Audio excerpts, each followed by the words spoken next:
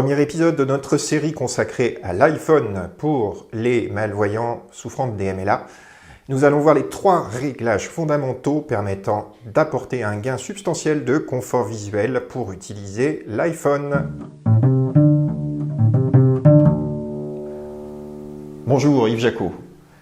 Les smartphones sont des outils fabuleux pour les patients déficients visuels et aujourd'hui nous entamons une série de 6 épisodes concernant l'iPhone et tout ce qu'on peut faire autour de l'iPhone pour améliorer son confort visuel. Je vous présente ce premier épisode sur mon iPhone, qui est un iPhone 8, équipé d'iOS 16. Nous sommes en mai 2023. Bien évidemment, il y a constamment des mises à jour sur le système iPhone. Et donc, n'hésitez pas à vous abonner pour être informé des nouveautés. Quand on allume l'écran de l'iPhone, ce que je préconise pour un patient malvoyant, dans un premier temps, c'est d'aller modifier les réglages de confort visuel. Alors, pour ce faire, il faut se rendre dans Réglages. Il faut trouver la rubrique Luminosité Affichage. Et ce que je préconise, c'est de passer en mode sombre, déjà. Le mode sombre, ça permet de conserver le contraste, mais ça émet moins de lumière et je trouve que c'est moins éblouissant pour moi. Bien entendu, ça dépend des patients. Certains patients vont préférer le mode clair.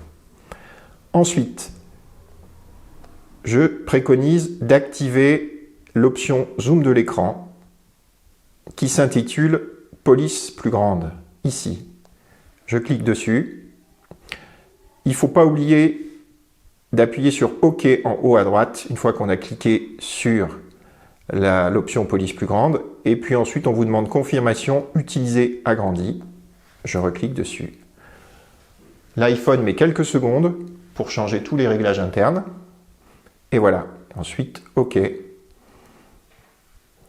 le dernier réglage concerne la taille du texte. Voilà. En cliquant sur ce menu, je peux modifier, vous voyez, la taille des polices dynamiques. Je peux aller jusqu'à des polices qui sont extrêmement grandes. Voilà. Pour la démonstration, je vais me régler ici. Voilà. Nous venons de modifier 3 réglages dans l'iPhone. Nous sommes passés en mode sombre. Nous avons activé les polices plus grandes. Et nous avons modifié la taille des polices dynamiques.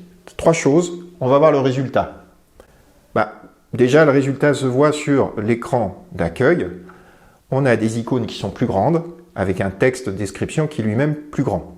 On le voit aussi quand on active le téléphone. Et lorsqu'on doit saisir un numéro de téléphone, on voit que les touches sont plus grandes et que le numéro affiché est lui-même agrandi.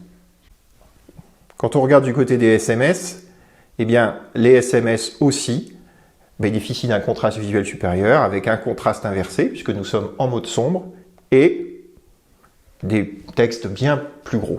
L'intérêt de ces réglages, c'est qu'on a donc augmenté le contraste, le grossissement et le confort visuel et que ça va permettre à un patient malvoyant d'avoir un meilleur accès à son iPhone, y compris au niveau des icônes. Si il utilise en plus les lunettes spéciales smartphone, il va pouvoir en plus bénéficier d'un champ qui va être agrandi.